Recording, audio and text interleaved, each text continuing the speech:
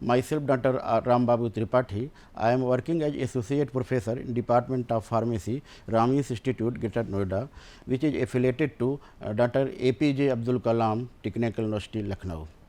Today we will discuss about the unit number 4th, and the subject code is the BP501T.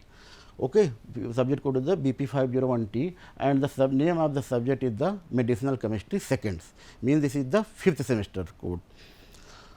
What is the content of our lecture? What is the content of our lectures means what is the outcome of my lecture means after this lecture student should be able to understand the some basic points, means कि इस lecture के बाद students को कौन कौन से point जो है या कौन कौन से टॉपिक जो है वो क्लियर हो जाने चाहिए, यानी उसको अच्छे से अंडरस्टैंडिंग हो जानी चाहिए. मीन्स द टॉपिक का नेम था drug acting on the endocrine system.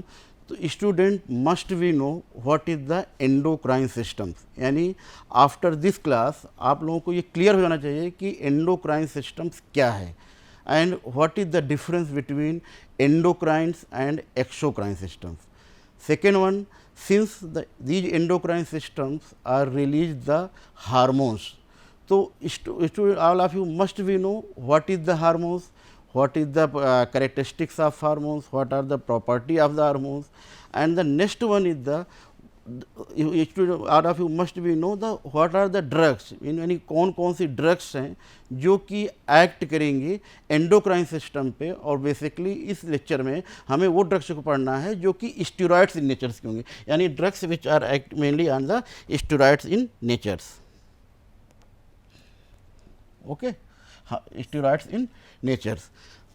Last end जो सबसे इम्पॉर्टेंट क्वेश्चन है वो आपको पढ़ना है हमें, what is the nomenclature of steroids, यानी जो स्टेरॉइड्स पढ़ रहे हैं उनका आपको नॉमेनक्लेचर आपको आना चाहिए कि आप उनको कैसे आप उसको IUPAC नेम्स में आप उनका नॉमेनक्लेचर्स करेंगे. And first and last one आपको पढ़ना पड़ेगा what is the metabolism of the steroids. Actually, in the body there are two systems. One is the endocrine systems and another is the nervous system. These two systems are mainly involved to maintain the internal homeostasis.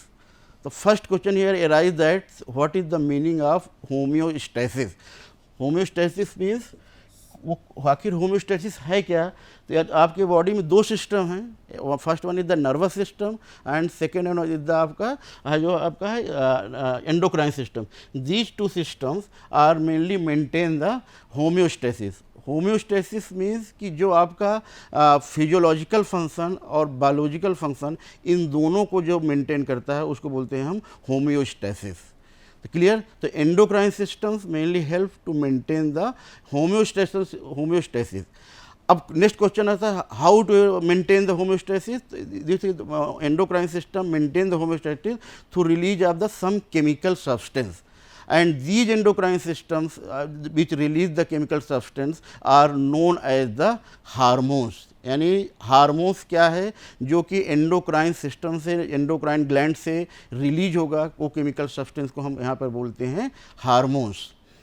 Second point है कि what is the nature of the hormones, या hormones कैसे act करेगा. तो hormones are the chemical substance that produce one part of the body and one part of the body या mainly known as the glands and carried through the blood to the other tissue or other organs where they modify to the structures or show their activity. यहाँ कहने का मतलब ये है कि hormones जिस sites पे रिलीज होगा या जिस ग्लैंड से रिलीज होगा उसका जहाँ से वो रिलीज होगा वहाँ पर एक्ट न करके इसी किसी दूसरे डिस्टेंस ऑर्गन या कोई दूसरे टारगेट साइट पे एक्ट करेगा, इसीलिए इसको बोलते हैं हार्मोन्स. यहाँ पर एक क्वेश्चन और आएगा कि what is the difference between hormones and local hormones. तो आपको उसको नेक्स्ट स्लाइड में क्लियर करना है. नेक्स्ट है what are the property of the hormones, यानी हार्मोन्स की कौन कौन सी प्रॉपर्टी होनी चाहिए. First the very important question is the hormones act at the very low concentration. Means अगर आपके बॉडी में हार्मोन्स की कंसंट्रेशन कम भी हो जाती है वो भी आपके लिए हार्मफुल है। अगर आपके बॉडी में हार्मोन्स की कंसंट्रेशन बढ़ भी जाती है तो वो भी हार्मफुल है। इसीलिए हम इसमें अभी नेक्स्ट स्लाइड में या नेक्स्ट लेक्चर में पढ़ेंगे कौन कौन सी ड्रग्स हैं जो हार्मोन्स के रिलीज को एक्टिवेट करती हैं, या कौन कौन सी ड्रग्स हैं जो हार्मोन्स के सेक्रेशन को डिक्रीज करते हैं। यानी हमें हाइपर भी और हाइपो भी दोनों क्वेश्चन पढ़ना पड़ेगा। इसके मतलब हमें हार्मोन्स की कंसंट्रेशन को एक मिनिमम अमाउंट पे ही ऐड करना है। सेकेंड वन है hormones produce their effect at the target organ far away from the gland, means hormones जिस ग्लैंड से रिलीज होगा। नेक्स्ट स्लाइड में देखेंगे कौन कौन सी ग्लैंड से कौन कौन से हार्मोन्स रिलीज कर रहे हैं। यानी हार्मोन्स जिस ग्लैंड से रिलीज होगा उस ग्लैंड से जो उसका टारगेट साइट यानी जहाँ पर ये वर्क करेगा वो उससे दूर होगा। थर्ड वन है हार्मोन्स का जो ड्यूरेशन ऑफ एक्शंस होंगे, यानी बहुत शॉर्ट ड्यूरेशन ऑफ एक्शंस है, यानी कुछ समय बाद उसका एक्शन जो है अपने आप जो है वो ख़त्म हो जाना चाहिए। आइदर ये मेटाबोलाइज्ड हो जाए या उसकी एक्टिविटी लॉस हो जाए, ये डिपेंड करेगा वो हार्मोन्स क्या कौन सा है। थर्ड वन है हार्मोन्स रेगुलेट, फोर्थ वन है the hormones regulate the physiological function. Here student must be differentiate the physiological function and biochemical function. Here we consider the physiological function, not any biochemical functions. These are the some slides which are discussed about the what are the endocrine glands. Most of the glands, for example, the glands are pineal glands found in the brain, pituitary glands, thyroid gland, thymus glands, adrenal glands, pancreas, testes and ovary. These are the name of the glands, and most of the glands are the endocrine glands. Means endocrine glands means these are release only the hormones. But here one of the most important point which are mostly asked in examination, the which glands act as the endocrines and exocrines. Means अक्सर ही exam में question पूछा जाता है कि कौन सी glands है जो कि एंडोक्राइन्स भी है और एक्सोक्राइन भी है। तो उसका आंसर आपको यहाँ से इस स्लाइड से मिलेगा कि जो ग्लैंड्स हार्मोन्स के साथ साथ कुछ और भी अदर सेक्रेशन में हेल्प कर रहा है, डाइजेशन में हेल्प कर रहा है, वो है आपका pancreas. Pancreas release the hormones known as the insulin and glucagon. Insulin जो है वो ग्लूकोज को अमाउंट को कम करेगा, ग्लूकागॉन जो है वो ग्लूकोज के अमाउंट को इंक्रीज करेगा। यानी ये दो हार्मोन्स जो हैं इंसुलिन एंड ग्लूकागॉन, ये दोनों हार्मोन्स रिलीज हो रहे हैं आपके पैक्रियाज से। तो चूंकि पैक्रियाज से ये हार्मोन्स निकल रहा है इसलिए हम इसको बोलते हैं एंडोक्राइन ग्लैंड। लेकिन यही पैक्रियाज आपको हेल्प करता है क्योंकि डाइजेशन में, तो उस टाइम पे ये पैक्रियाज डिफरेंट टाइम्स के एंजाइम्स रिलीज करता है। तो चूँकि ये एंजाइम्स भी रिलीज कर रहा है और हार्मोन्स भी रिलीज कर रहा है, इसीलिए pancreas act as endocrines as well as the exocrine glands. Clear. Next आपको एक नीचे नोट लिखा हुआ है कि what is the difference between local hormones. मैंने आपको पहली फर्स्ट स्लाइड में आपको डिस्कस किया था कि हार्मोन्स और लोकल हार्मोन्स में क्या डिफरेंस है। अक्सर ये क्वेश्चन आता है कि what is the meaning of local hormones. तो local hormones are mostly the metabolic product है जो कि सेक्रेटेड आउट होगा नियर बाई द सेल्स में। इसका एग्जाम्पल है आपका प्रोस्टाग्लैंडिन्स एंड हिस्टामिन्स। मीन्स अगर आपको सपोज करिए स्किन में कहीं पे इरिटेशन हो रही है या कोई एलर्जी हो रही है और स्किन एक यहाँ पर हिस्टामिन्स रिलीज हो रहा है, तो लोकल हार्मोन्स जिस साइट्स पे रिलीज होगा वही उसी साइट पे उसका एक्शन भी शोज होगा। यानी जहाँ से रिलीज होगा वहीं पर वो अपना एक्शन शो करेगा। लेकिन जो हार्मोन्स है वो जिस साइट पे रिलीज होगा, सपोज करिए इंसुलिन रिलीज हो रहा है पैक्रियाज से, तो इंसुलिन का जो टारगेट साइट है, जो बाइंडिंग साइट है, वो किसी दूसरे डिस्टेंस आर्गन साइट पे, तो इसका मतलब वो जहाँ पर रिलीज होगा वहाँ पर एक्ट नहीं कर रहा। तो इसीलिए जो है ये डिफरेंस है हार्मोन्स में और लोकल हार्मोन्स में। मीन्स इस स्लाइड तक आपको ये क्लियर हो जाना चाहिए what is the meaning of endocrine glands, what is the difference between endocrine gland and exocrine glands, what is the difference between hormones and the local hormones। Hormones और का example जो आप पढ़ेंगे नेक्स्ट, अभी आप डिफरेंट टाइप्स के hormones पढ़ेंगे।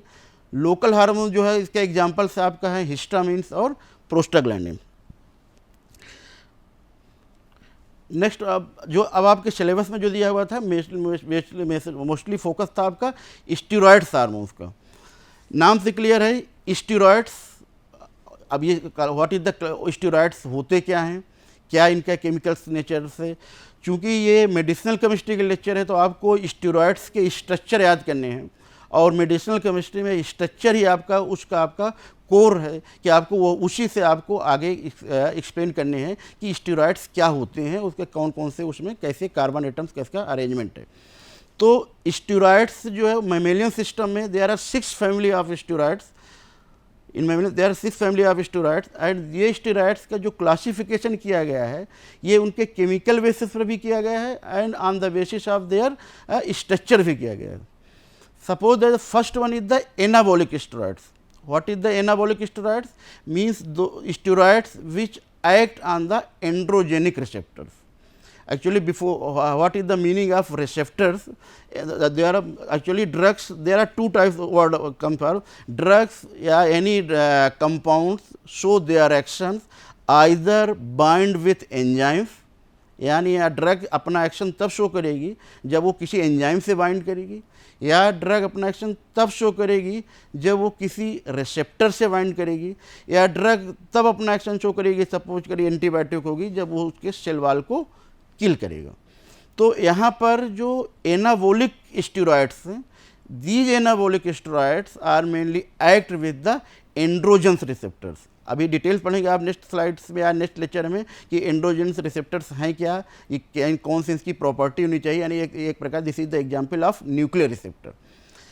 Second one is the glucocorticoids. नाम से क्लियर है ग्लूकोकार्टिकॉइड्स, इसका मतलब ग्लूको मीन्स ग्लूकोज, यानी वो स्टेरॉइड्स जो ग्लूकोज के मेटाबॉलिज्म में हेल्प कर रहा है उसको हम बोलेंगे ग्लूकोकार्टिकॉइड्स। थर्ड वन है मिनरल कॉर्टिकॉइड्स। यहाँ पर भी नाम से क्लियर है मिनरल्स, यानी इसका मतलब the steroids.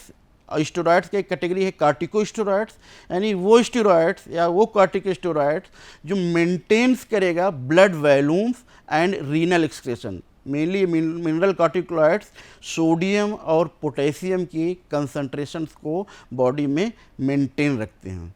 Fourth one is the progestins. Progestin this is the female sex hormones, इसको आपको नेक्स्ट लेक्चर में पढ़ना है what is the male hormones female hormones. तो progestin the female sex hormones, female sexual characters development में help करेगा। And phytosterol this is the mainly plant steroids. And last one यानी six category जो drugs है वो हमारी है steroids, इसको हम बोलते हैं एर्गोस्टेरॉल्स। और इसका सबसे अच्छा एग्जांपल्स जो है ये जो फंगस का जो स्टेरॉइड्स है या the structure of vitamin D. अक्सर ये क्वेश्चन जी पैड में आता है कि what is the example of vitamin D, तो vitamin D is the example of ergosteroids. Means steroids nucleus होगा और ये जो कैटेगरी होगी ये आपकी होगी एर्गोस्टेरॉइड्स की। क्लियर है, यानी आप कि कौन कौन से स्टेरॉइड्स हैं और उसको किस टाइप में क्लासीफाइड किया गया है। अब आपका जो सबसे मेन और सबसे इम्पॉर्टेंट टॉपिक्स आता है इस लेक्चर का पार्ट है वो है आपका नॉमेनक्लेचर ऑफ द स्टेरॉइड्स, यानी आप स्टेरॉइड्स की नेमिंग कैसे करेंगे और अब आपको उसको स्ट्रक्चर्स को कैसे याद रखना है। इस लेक्चर के बाद ये एज्यूम किया जा सकता है कि आपको उस स्ट्रक्चर किस टेक्निक से आपको याद करना है वो आपको स्ट्रक्चर याद हो जाएगा। आप सभी लोग आप यहाँ पर देख रहे हैं कि ये स्ट्रक्चर जो 6 मेंबर की रिंग, एक रिंग प्रेजेंट है, ये रिंग है आपकी बेंजीन की, और ये बेंजीन रिंग्स आप इंटरमीडिएट से पढ़ते चले आ रहे हैं, यानी जो 6 मेंबर की साइक्लिक स्ट्रक्चर को हम बोलते हैं बेंजीन। क्लियर है, यानी आप सभी लोग आपको बेंजीन बनाना बहुत ही आसान है। एक बेंजीन में जब आप दूसरी सेकंड बेंजीन रिंग अटैच कर देते हैं उस बेंजीन को हम बोल देते हैं नेप्थलीन। क्लियर है, यानी सिंगल स्ट्रक्चर आपको बोलेंगे आप बेंजीन, एक बेंजीन से आप दूसरी बेंजीन अटैच कर दीजिए आप हो जाएगा नेप्थलीन, तीसरी बेंजीन आप एक और ऐड कर दीजिए हो जाएगा आपका एंथ्रासीन। क्लियर है, यानी तीसरी स्ट्रक्चर आप ऐड कर देते वो क्या हो जाता है आपका एंथ्रासीन। अब एक डिफरेंस और है फिनांथ्रीन में। अब आप इस स्ट्रक्चर को देखें, एंथ्रासीन और फिनांथ्रीन दोनों में तीन तीन structure, three cyclic structure present है। तो डिफरेंस क्या है इनका अरेंजमेंट का या इनका अटैचमेंट का, यानी ये कैसे अटैच्ड हैं। आप देख रहे हैं एंथ्रासीन जो कंटिन्यूस अटैच्ड है, फिनांथ्रीन में जो है, फिनांथ्रीन में जो रिंग अटैच्ड है ये कंटिन्यूस न होकर के, यानी नेप्थलीन के जो ऊपर से ये रिंग अटैच हो जाती है, तब हम इसको बोल देते हैं आपको फिनांथ्रीन। यानी आपको बेंजीन के स्ट्रक्चर्स आना चाहिए, बेंजीन के बाद आपको नेप्थलीन के स्ट्रक्चर क्लियर हो गया, नेप्थलीन के बाद आपको एंथ्रासीन के स्ट्रक्चर क्लियर हो गया, एंथ्रासीन के बाद आपको ये सब एज्यूम किया जाता है फिनांथ्रीन के स्ट्रक्चर भी क्लियर होगा। अब आपको नेक्स्ट जो स्ट्रक्चर दिया हुआ है, आपको क्या करना है, जो फिनांथ्रीन का जो डबल बॉन्ड्स हैं वो सारे डबल बॉन्ड को आपको हटा देना है। यानी जब डबल बॉन्ड प्रेजेंट रहेंगे तब उसको बोलेंगे अनसैचुरेशन। जब हम डबल बॉन्ड को हटा देंगे यानी हम क्या कर देंगे, सैचुरेटेड कर देंगे, तो उस स्ट्रक्चर को बोलेंगे पर हाइड्रोफिनांथ्रीन। अब जब आप लोग स्टेरॉयड देखेंगे उसके नॉमेनक्लेचर आईपीओसी में, तब वहाँ पर एक वर्ड आएगा पर हाइड्रो। तो पर हाइड्रो का मतलब ये हो गया कि जो अनसैचुरेटेड से सैचुरेटेड फॉर्म में कन्वर्ट कर दिया गया, इसीलिए यहाँ पर वर्ड आ गया आपका पर हाइड्रो। क्लियर। नेक्स्ट वन है, इस पर हाइड्रोफिनांथ्रीन को एक ये रिंग अटैच्ड है। इस रिंग को आपको देखने से दिख रहा होगा, this ring is the 5 member की रिंग्स है, 5 कार्बन एटम, 1 2 3 4 और 5 कार्बन एटम्स हैं, साइक्लिक है। इसका मतलब ये जो कार्बन एटम है ये है आपका साइक्लोपेंटेन। यानी आपको पर हाइड्रोफिनांथ्रीन में साइक्लोपेंटेन रिंग ज्वाइंट कर दीजिए तो वो बन जाएगा आपका साइक्लोपेंटेन पर हाइड्रोफिनांथ्रीन, और ये न्यूक्लियस है आपका स्टेरॉयडियल न्यूक्लियस। क्लियर है। यानी फिर से आप सोच लीजिए, पहले आपको बेंजीन के स्ट्रक्चर याद करना है, बेंजीन के बाद आपको नेप्थलीन के स्ट्रक्चर याद करना है, नेप्थलीन के बाद आपको एंथ्रासीन के स्ट्रक्चर याद करना है। एंथ्रासीन और फिनांथ्रीन का केवल पोजीशन का डिफरेंस है। तो जैसे ही आप एंथ्रासीन को के बाद फिनांथ्रीन से बनाते हैं, उस फिनांथ्रीन का जो डबल बॉन्ड है उसको आप हटा देंगे तो वो बन जाएगा आपका पर हाइड्रोफिनांथ्रीन, और जो पर हाइड्रोफिनांथ्रीन में साइक्लोपेंटेन रिंग अटैच कर देंगे तो बन जाएगा साइक्लोपेंटेन पर हाइड्रोफिनांथ्रीन। मीन्स ऑल द स्टेरॉइड्स, अब आप यहाँ पर एक क्वेश्चन नोट करिए, all the steroids are containing cyclopentane पर हाइड्रोफिनांथ्रीन न्यूक्लियस। यानी जितने भी स्टेरॉइड्स ड्रग्स होंगी, स्टेरॉयडियल ड्रग्स, उन सभी स्टेरॉइड्स में का जो न्यूक्लियस होगा वो न्यूक्लियस होगा साइक्लोपेंटेन पर हाइड्रोफिनांथ्रीन न्यूक्लियस। यानी यहाँ पर आपका पहला क्वेश्चन क्लियर हो गया कि write down the name of nucleus present in the steroidal drugs. तो आंसर क्या है कि the nucleus present in the steroidal drugs is known as cyclopentane पर हाइड्रोफिनांथ्रीन। और अब ये आपको शायद फिनांथ्रीन के स्ट्रक्चर भी याद है, साइक्लोपेंटेन का स्ट्रक्चर याद है, इन दोनों को आप ज्वाइंट कर दीजिए, बन जाएगा साइक्लोपेंटेन पर हाइड्रोफिनांथ्रीन। अब सेकेंड वन आता है आपका जो इसकी नेमिंग। अक्सर इसमें कन्फ्यूजन होता आता है कि आपको कैसे हम इसको नेमिंग करेंगे। एक याद करने का सिंपल तरीका है, आप इधर देखें, नेमिंग जो आप टोटल कितने रिंग्स प्रेजेंट है इसमें, how many rings are present, 4 rings.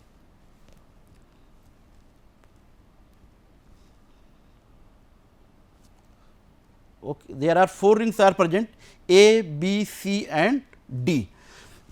A ring, B ring, C rings and D ring. There are 4 rings are present, in which the 3 rings are the cyclic 6 member and the D ring is the 5 cyclic ring but is the 5 members. यानी इसमें total 4 ring present हैं, A, B, C and D, जिसमें से जो 3 ring हैं A B C 6 member की ring है, cyclic है। जो चौथी रिंग है यानी जो 4th जो डी रिंग है वो आपकी जो पेंटासाइक्लिक है, यानी वो भी आपके 5 मेंबर के रिंग है। अब आपको इसमें नेमिंग करना है कि आपको नेमिंग कैसे करना है। तो जब आप इसमें काउंटिंग देखें तो आप यहाँ काउंटिंग देखिए 1 2 3 4 5 6 7 8 9 10, यानी ए टू बी जो काउंटिंग है वो आपकी है एंटी क्लॉकवाइज, ये लाइक दिस। फिर से आपको याद रखिए कि काउंटिंग कैसे करनी है। आपको यहाँ पर ये आपको याद करना पड़ेगा कि आपको काउंटिंग यूँ नहीं करनी 1 2 3 4 5 6, यानी जो ए रिंग से काउंटिंग स्टार्ट करनी है और काउंटिंग जो कार्बन की करनी है वो आपका 2 रिंग यानी ए और बी तक ले जाना है और वो एंटी क्लॉकवाइज करना है। जब आप एंटी क्लॉकवाइज करेंगे तब ए और बी के जो टोटल रिंग आएंगी वो आएगी आपकी 10 कार्बन एटम की। कैसे आ रही है आपकी 1 2 3 4 5 6 7 8 9 और 10। आफ्टर दैट इस 10 के बाद फिर आपको क्लॉकवाइज नेमिंग करनी है सी रिंग पे। 10th के बाद आपको क्या आता है, आपको 11 12 13 14 15 16 और 17, यानी स्टीरॉयड्स में टोटल जो कार्बन एटम्स हैं वो है आपके 17 कार्बन एटम। फिर के लिए यानी how many carbon atoms are present in the steroids nucleus, तो answer is that steroids nucleus are containing the 17 carbon atoms. Next question, what is the nucleus are present in the steroid drug, answer is the cyclopentanoperhydrophenanthrene. तीसरा question है कि हम steroids की naming कैसे करेंगे। इसलिए naming करने की जरूरत पड़ेगी कि जब आप इसको अभी लास्ट में जब आप IUPAC देखेंगे तो वहाँ पर आपको नंबरिंग करना पड़ेगा कि किस कार्बन एटम पे कौन सा नंबर है। तो जो नेक्स्ट कार्बन एटम्स आता है वो आपका करना पड़ेगा clockwise. Next one is the what is, अब उसके बाद आपको क्या पढ़ना है, यहाँ पर आप देख रहे हैं यहाँ पर टोटल 17 कार्बन एटम्स हैं। तो जब 17 कार्बन एटम्स रहेगा तब हम उसको बोलेंगे गोनेन। जब हमारा 18 कार्बन एटम हो जाएगा तब हम उसको बोलेंगे ईस्ट्रेन। और जब हमारा 19 कार्बन एटम हो जाएगा तब बोलेंगे उसको एंड्रोस्टेंस। और जब हमारा 21 कार्बन एटम हो जाएगा तब उसको हम बोलेंगे प्रिग्नेन। यानी जब आप इनकी IUPAC नेमिंग पढ़ेंगे तब आपको देखना है कि कितने कार्बन एटम्स प्रेजेंट हैं। अगर आपका तो फर्स्ट जो स्टार्टिंग करना है, अगर 17 है तो गोनेन वो लिख देंगे, अगर 18 कार्बन है तो स्ट्रेन, 19 है तो आपका यहाँ पर बोल देंगे एंड्रोस्टेंस, अगर 21 है तो हम बोल देंगे आपको प्रिग्नेन। यहाँ पर आपको याद करने वाला जो पॉइंट याद रखना है, यहाँ पर 20 कार्बन एटम आपका एब्सेंट है। जो 20 इसके बाद 24 कार्बन एटम्स अगर है तो उसको बोलेंगे हम कोलेन, जो कि आपका बाइल्स या कोलिक एसिड में होता है। और जो 27 कार्बन एटम्स होगा तो हम उसको बोलेंगे कोलेस्टेन, उसको सॉरी कोलेस्ट्रॉल। इसका मतलब कि हाउ कोलेस्ट्रॉल में 27 कार्बन एटम प्रेजेंट है, जबकि आपका जो स्टीरॉयड्स में 17 कार्बन एटम प्रेजेंट है। तो यहाँ पर आपको याद रखना है कि how many carbon atom present in cholesterol, तो answer is the 27, and how many carbon atoms are present in the steroids, answer is the 17। अब आप यहाँ पर देख रहे हैं कि this is the structure and there दो नाम्स होते हैं, IUPAC names and common name. तो अगर आप इसको IUPAC नाम देखें तो आप यहाँ पर देखेंगे यहाँ पर क्या वर्ड हो रहा है, कोलेस्टेन। कोलेस्ट वर्ड क्यों है, there are containing the 27 carbon atoms. तो 27 कार्बन एटम्स इसलिए इसका नाम है यहाँ पड़ गया आपका कोलेस्ट। चूँकि 5 इन 5वें पोजीशन पर चूँकि आपका डबल बॉन्ड प्रेजेंट है इसलिए हो गया 5 इन। 13 बीटा 3 पोजीशन पे ये 3rd पोजीशन है, 13 बीटा, तो 13 पोजीशन पे आपका बीटा हाइड्रोक्सिल ग्रुप प्रेजेंट है। एंड और अल्फा ग्रुप प्रेजेंट है 7th पोजीशन पे, इसलिए पड़ गया beta and alpha. And diol क्योंकि आपके पास 2 OH प्रेजेंट हैं। अब आपको यहाँ पर कैसे पता चलेगा कि कौन सा बीटा है कौन सा अल्फा है, तो अगर आपके स्ट्रक्चर में बोल्ड लाइन दी हुई है, बोल्ड मीन्स बीटा है कार्बन एटम, और अगर डॉटेड लाइन दिया हुआ है इसका मतलब वो है आपका अल्फा। तो आपको आइडेंटिफाई कैसे करना है स्ट्रक्चर देख करके कि अगर वो बोल्ड लाइन दिया हुआ है तो आपका बीटा है, और अगर डॉटेड लाइन दिया हुआ है तो अल्फा है, means above the plane and below the plane. Same question यहाँ पर आप देखें, ये स्ट्रक्चर है प्रोजेस्ट्रॉन का, progesterone is the common names. लेकिन अगर जब आप इसका IUPAC नेम देखेंगे तो आप इसमें देखेंगे कितने कार्बन एटम प्रेजेंट हैं, फिर जितने कार्बन एटम प्रेजेंट होंगे आप उसका नाम लिखेंगे, जहाँ पर डबल बॉन्ड प्रेजेंट होता है वो लिखेंगे। इसके बाद फिर आपका जो भी इसमें फंक्शनल ग्रुप प्रेजेंट होते हैं वो आप फंक्शनल ग्रुप लिखेंगे। Next the what is the stereochemistry, बहुत कॉमन क्वेश्चन है कि what is the stereochemistry of steroids. Stereochemistry means spatial arrangement, यानी आपका जो अटैचमेंट है बॉन्ड का या एटम्स का वो कैसा है 3D स्ट्रक्चर में, तो उसको बोलते हैं हम स्टीरियोकेमिस्ट्री। आप यहाँ पर देखिए जो 10, 8 एंड 13, ये पॉइंट आपको याद रखने, जीपैट में अक्सर क्वेश्चन आता है कि 10, 8 and 13 these position are always beta configuration. इसका मतलब 10, 8 और 13 पे जो भी सब्स्टिट्यूशन रहेगा एल्काइल का या किसी भी ग्रुप का सब्स्टिट्यूशन रहेगा वो आपका बीटा रहेगा, इसीलिए उसको हम डिनोट करेंगे बोल्ड फॉर्म से। उसके अलावा जो पोजीशन हमारी 9th पोजीशन है वो हमारी ऑलवेज अल्फा होगी, यानी 10, 8 and 13 these positions are beta and 9th position this position is the alpha, means 10 and this position are the alpha position. Next one is the what is the metabolism of the steroids.